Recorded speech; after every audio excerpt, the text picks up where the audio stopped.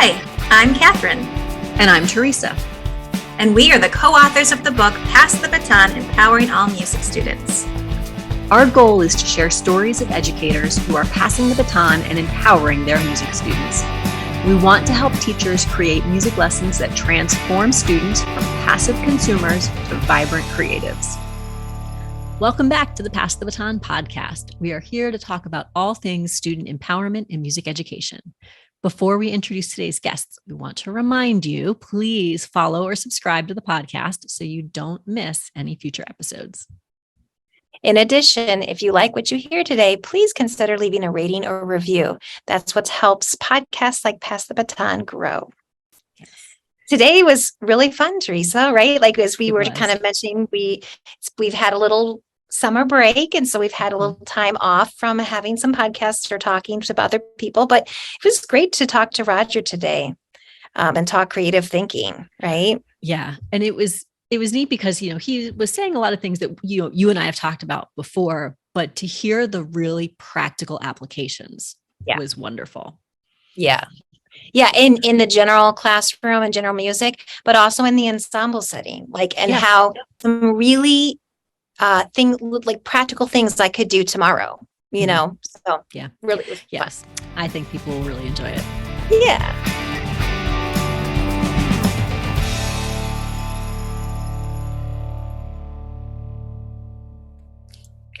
All right. Hello, everyone, and welcome back. We're glad to be recording again. Kathryn and I actually had almost a couple months off from recording. So this is a nice treat to be back at it. And we're joined today by Roger Coss. Hi, Roger. Thanks for being here. Thanks. I'm glad to be here. Yeah. So it's kind of funny. I stumbled upon an article that you wrote for MEJ when I was just, doing some of my own reading and things like that. And then last week, it was actually one of my assigned readings for one of the classes I'm taking right now. Really? I was like, oh, this is kind of cool. Wow.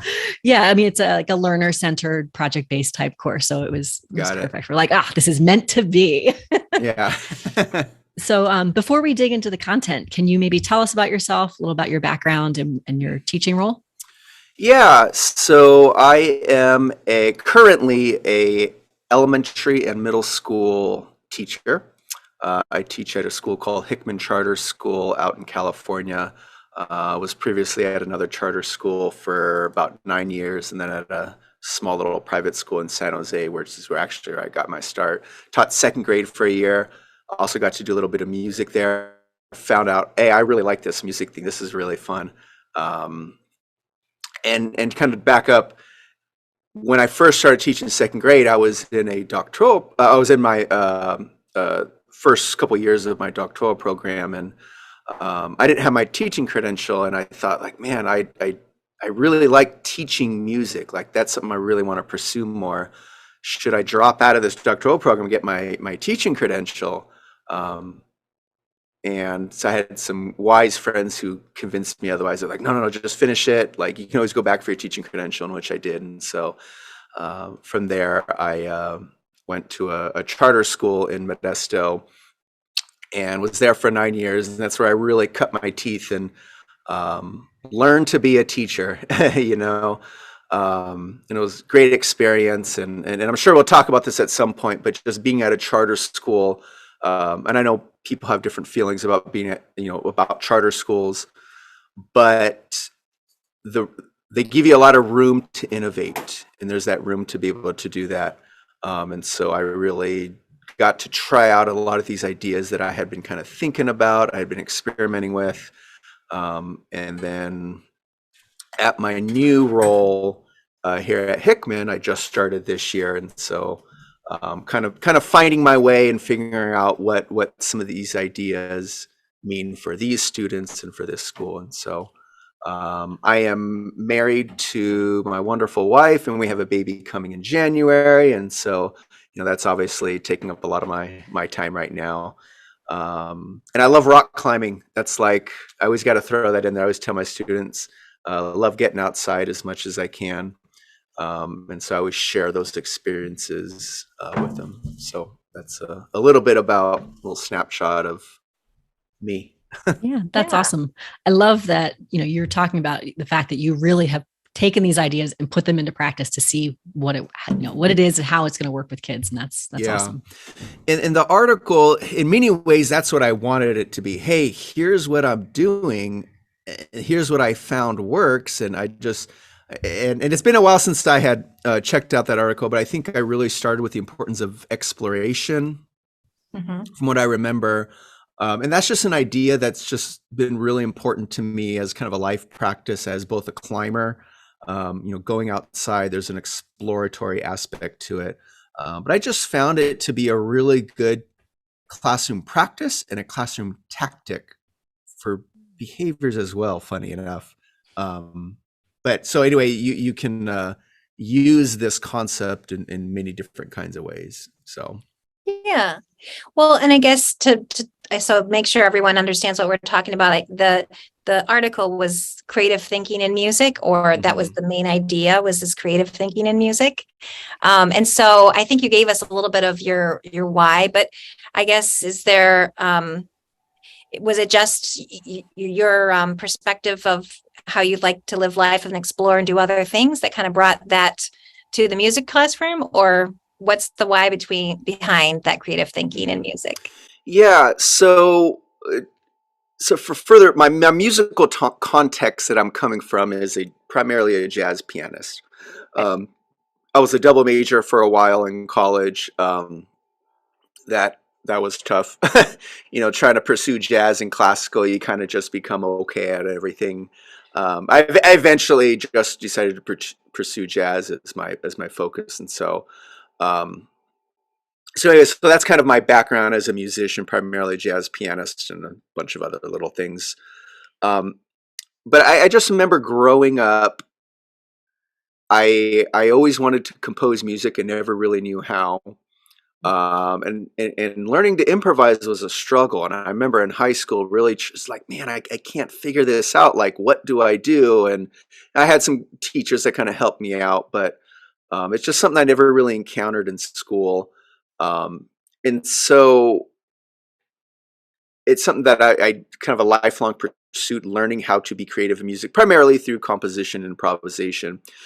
And it was kind of interesting just doing the whole classical major thing. And this may rub some people the wrong way, but I'll just say it. And then if it'll spark conversation, that's great. In many ways, kind of playing classical music, like it's just kind of music that's been composed before. To me, it's you're recreating something, but it's I don't know how creative it is. Sure, there are creative interpretations of pieces, but I felt like in many ways, while my teacher was great at what he did, and he kind of did it his way, it was I don't feel like I got to make a lot of creative decisions, or I wasn't really told, hey, here's how you make a creative decision. And there's different ways of interpreting this passage. It was more like, hey, here's how to make it sound great. And he was right, sounded great, when I played it how he wanted me to. But the skill of learning how to make these aesthetic decisions, I don't know if I really picked up much on that. So anyway, it's just kind of something that I've noticed in my time where I went to school. But I noticed, when I went to play jazz, I got to be creative and make my own decisions, whether they were great or not, at least I had a teacher to kind of guide me and, hey, here's why this might've been a good decision or maybe not. So. Yeah.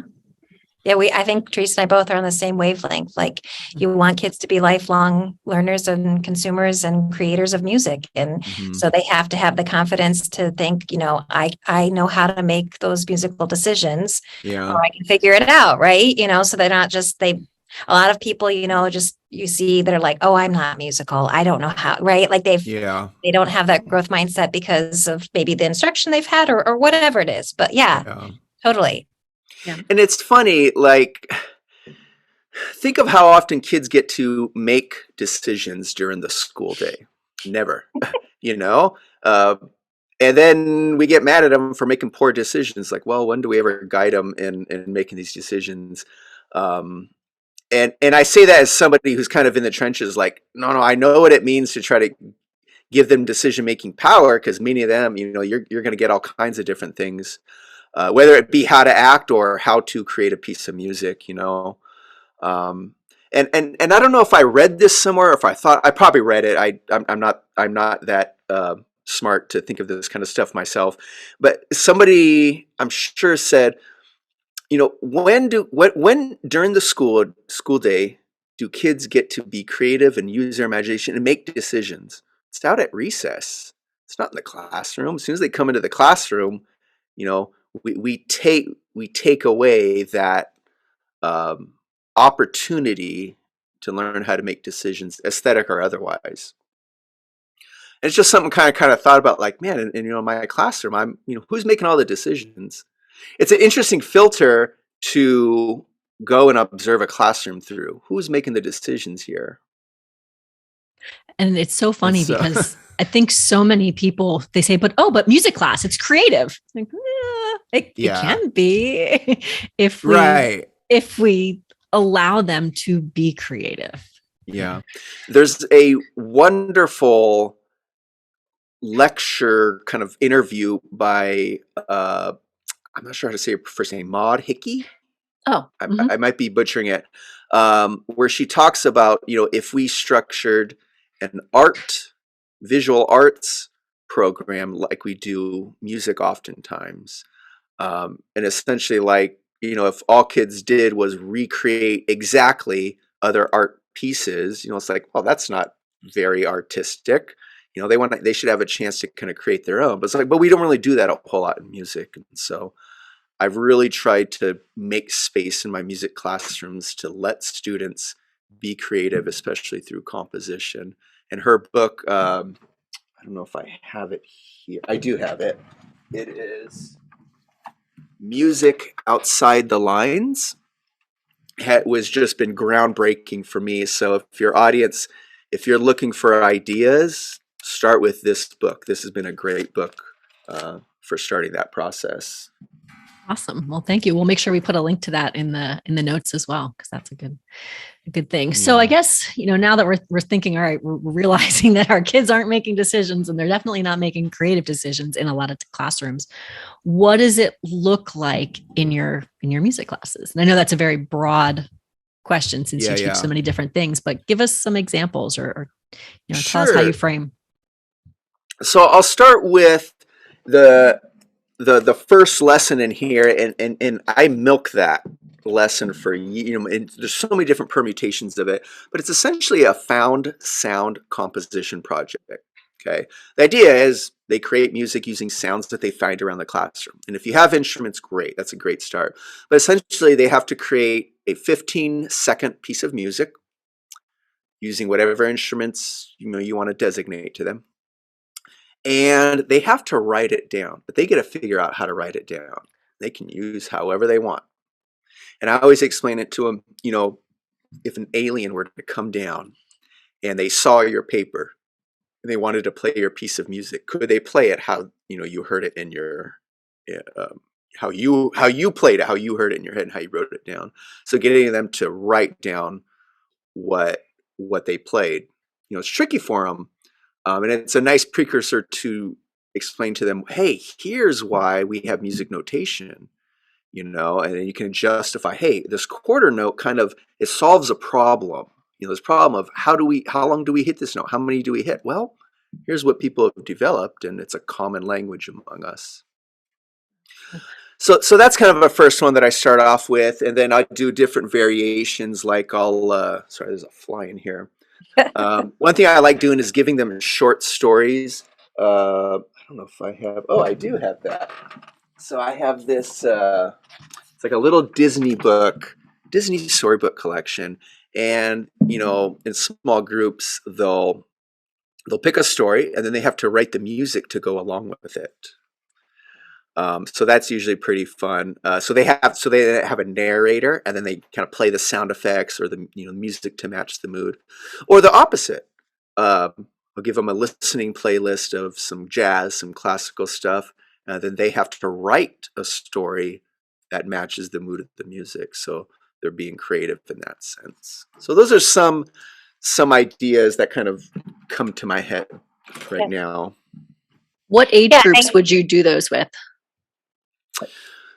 Uh, so with the writing, kind of works best with second and third on up. You can differentiate this by, hey, make a comic book, that matches the music, so there's different ways of doing that.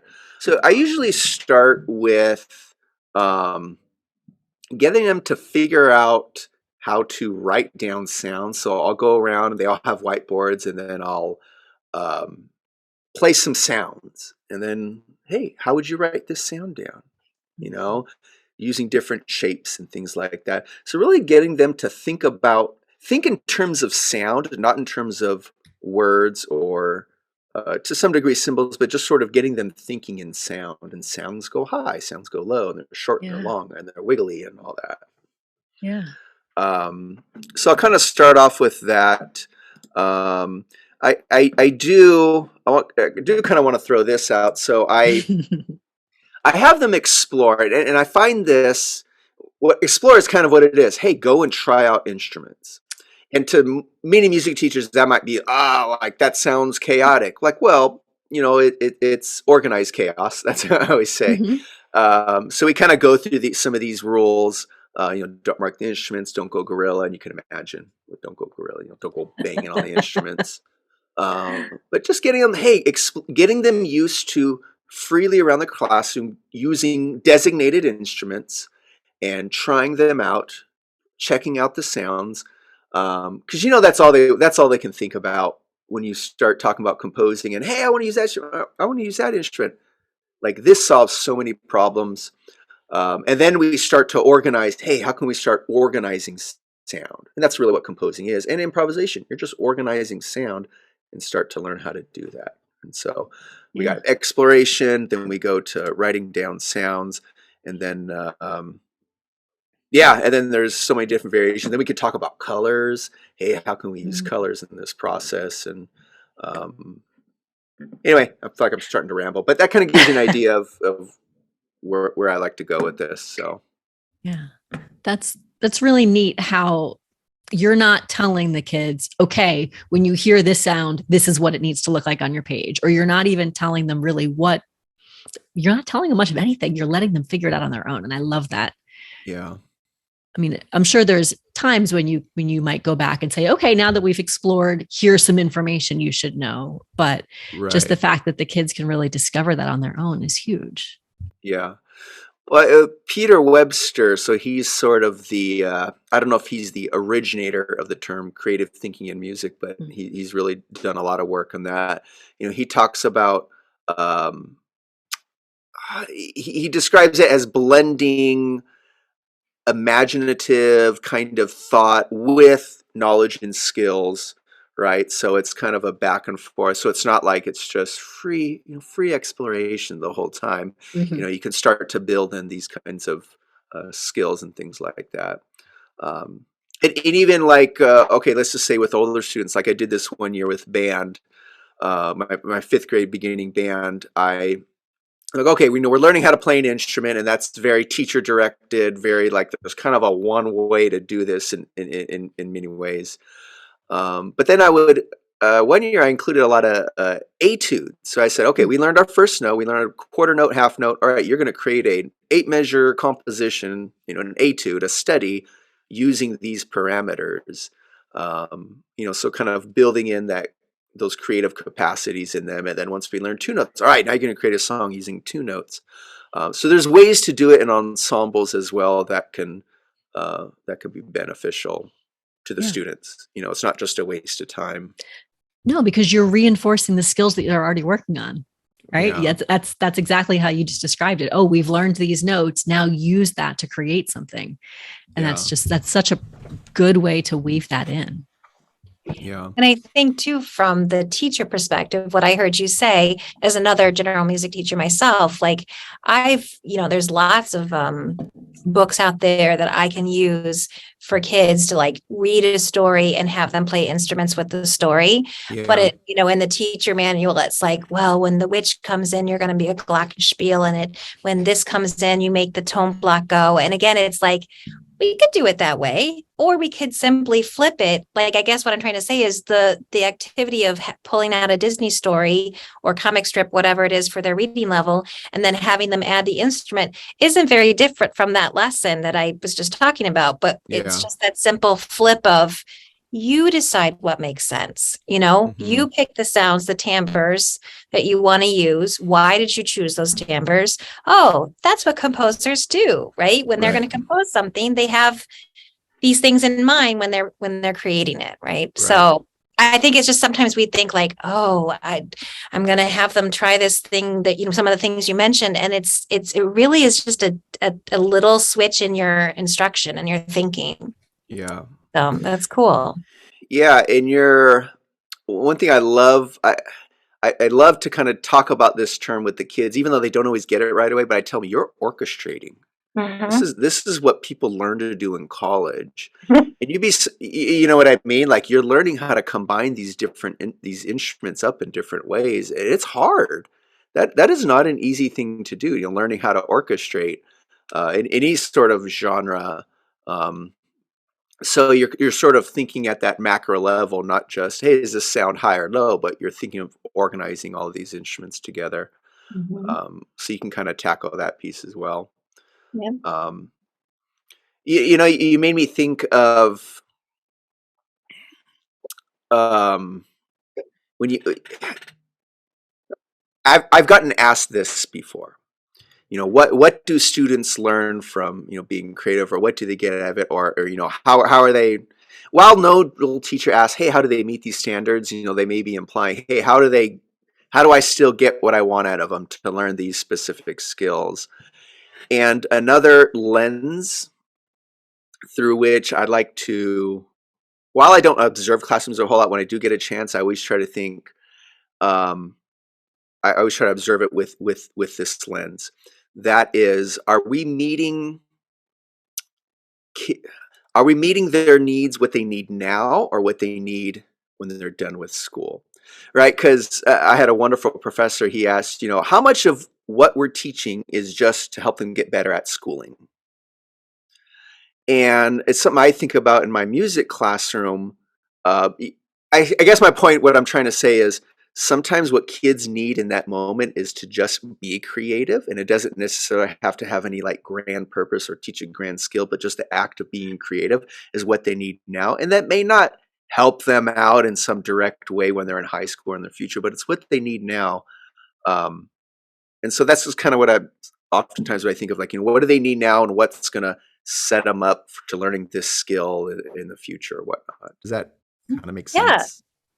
Yeah. And I guess the question is, like, when you engage them in these creative thinking and you, empower them with these choices, right? These decisions in the class, like, what kind of outcomes do you see in kids? Like, is there a difference from when, doing it a traditional way to, doing it this way? But, in what you see as the kids and the kids? Yeah. There's this the term I love. It's collateral learning, right? It's, the fancy term would be the implicit curriculum, but I just love this collateral learning because it makes you feel like, it's like a grenade that went off, and then we'll just see what kids learn.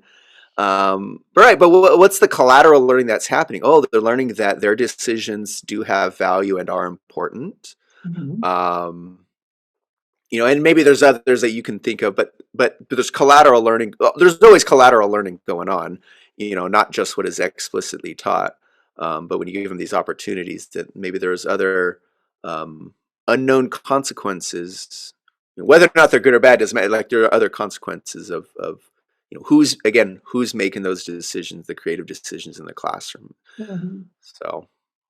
Yeah, and I think what you brought up about the chaos, the organized chaos in the room, right? Like, the level of energy might be high, but like, it's very focused, right? So the kids are just so engaged because let's try this instrument. Oh, I know this, this instrument's what I want to use, and I'm going to make long sound, whatever, right? But like, it's just, they're really into it because they're able to make those decisions themselves.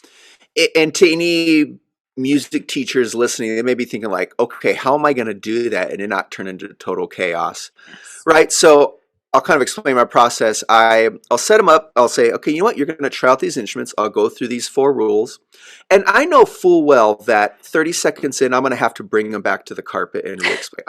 I know fully well I'm going to have to do that. I already know. And that's okay. So I give them a chance. They're going to mess up. That's okay. Rarely do I have a class who gets it right the first time. And when I do, it's like, oh, wow. Okay, everybody come back. Why are we back? Oh, because people were running. Or people were going gorilla on the instrument. Okay, just a reminder when we play, blah, blah, and then we'll go back and go try it again. And then I'll see other issues, and then, all right, let's all come back. Okay, here's what we need to fix. I'm very much, I would say there's 2 kinds of people. There's the people when they go up to a pool, they'll put 1 foot in and just kind of, some teachers are like that. They'll spend 25 minutes explaining the instructions, and then by then the kids are like, part of me is like, here's some basic instructions, go, and they're going to do all these other things kind of, as long as it doesn't break the instrument. All right, let's come back and let's refine, right? So the other person, and then that analogy is the person who just dives in to the pool. I'm kind of a dive-in kind of person.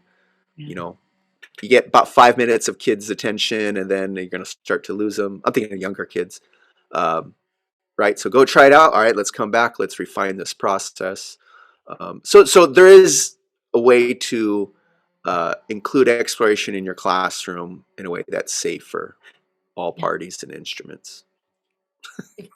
If someone wanted to like dip their toe in tomorrow, like just do something, what would that first little step be?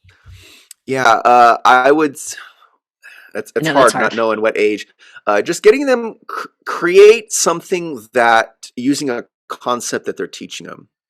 If it's quarter note, like okay, alternate between quarter notes and rest. Write your own pattern, and then hold it up. All right, I'm gonna play a couple on my trumpet. Hey, I'm gonna play yours. Oh, cool, that's really cool. So that might be an easy thing to do. Even band can do that. Give them whiteboards or a piece of paper. Hey, write down. Just using letters C, D, E, different combinations, and then partner up and play it for your partner. Yeah. That would be my go-to, and I think that should be a regular part of teaching throughout the year. But that's something I think is very doable. Yeah, that's great because if you haven't taught in that way, sometimes it can be scary to think about doing some big, huge project right away. But what you're suggesting is just one little thing we try. We realize we can do it, and then we can start taking more steps. Yeah. That's perfect. Yeah. So like I also teach an ukulele, quite a bit of ukulele here at my new school, even more than before. But I love having them to do ukulele compositions. So I just talk to them, okay, here's a slash. That means a beat. Here's use the chords that you know. So it's kind of self-differentiated. Tell them you have to be able to play it. Right? All right. If you only know 2 chords, all right. Hey, if you only know 1 chord, all right, then do the chord. And I teach them a ghost strum. Like anybody can do that. Just a little mute the strings. And so I've been doing compositions with that. So if you're doing like a guitar or ukulele class, totally doable. Give them a class period. You're going to create something and you're going to play it for the class. And I would just tell them what you play has to match what you wrote down. So there's the challenge right there. And that's where the refining and revision process would come in. Hey, what you played doesn't match what you wrote. Here's what you wrote. I'm going to play what you wrote. Does that sound like what you played? Oh, no. Okay. So, you kind of go from there. So. Yeah. And that's great because the kids can really self-select. Like you said, if they know 1 chord, they can use 1 chord, or the student who's more advanced and knows more can do that. So you're not limiting them and saying, oh, you must use these 2 chords only. They can really. Although some limiting is important. Yes. Maybe start with, hey, you can use whatever you want. You can make up symbols, and that could be, padding the ukulele or whatever. And if it does go south, which sometimes it does, because then they, too many decisions, then we say, hey, we tried it and look what happened. Now I'm going to, let's do a little game here. We're going to limit it to just this and this. Yeah. So there's creativity within constraint for sure. Yeah. Right. I love it. Yeah, which I think also leads into this next question that we've been asking all of our guests lately is this, How do you build relationships with students? Because I'm thinking, when you really know your kids, then you also know where the kind of that sweet spot is for the decisions, like how many decisions do I let them have? Right. So how do you build relationships with your students? Over many years. So I remember even in my evaluations with my principal, it's always like, hey, how are you doing?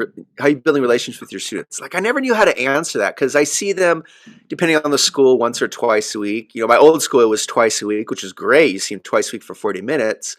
You could really do a lot. I realize, I guess my short answer is I build relationships with them over years, right? At my old school, when I started, I had a kindergarten class, and then when I left, they graduated 8th grade, and many of them I had for 7 or 8 years of that.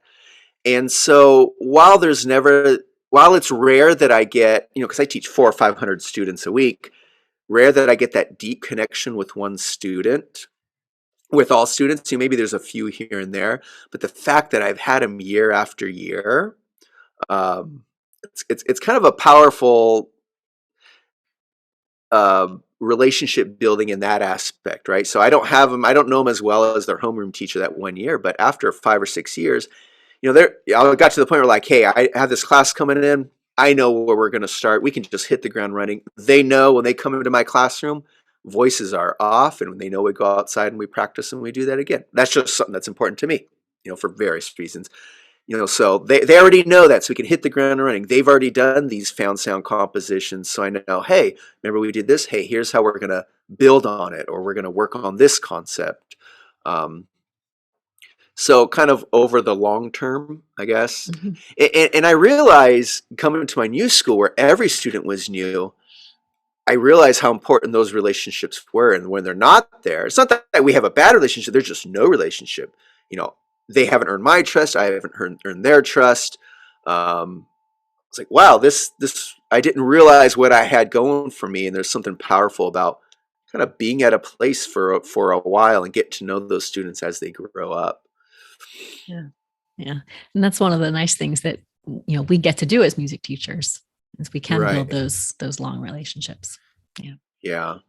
And it's funny because people are like, how do you get kids enthusiastic about music? And like, well, they're already enthusiastic about it. I just have to, my job is to make them not hate it. Yeah. That's every kid loves music. Hey, every kid wants to do music. And so that kind of helps too. The enthusiasm is generally there. You just try not to squash it. Yeah. And I think by giving them the freedom to make decisions and to think creatively and to do things like that, I know you're helping. Yeah, it's awesome. Well, I know you have lots of things going on this weekend. So if people wanted to connect with you and learn more about your work, how could they do that? Yeah, that's a good question. I have a website, although Perfect. It's more geared towards kind of piano lessons right now, which I'm just sort of doing minimal of.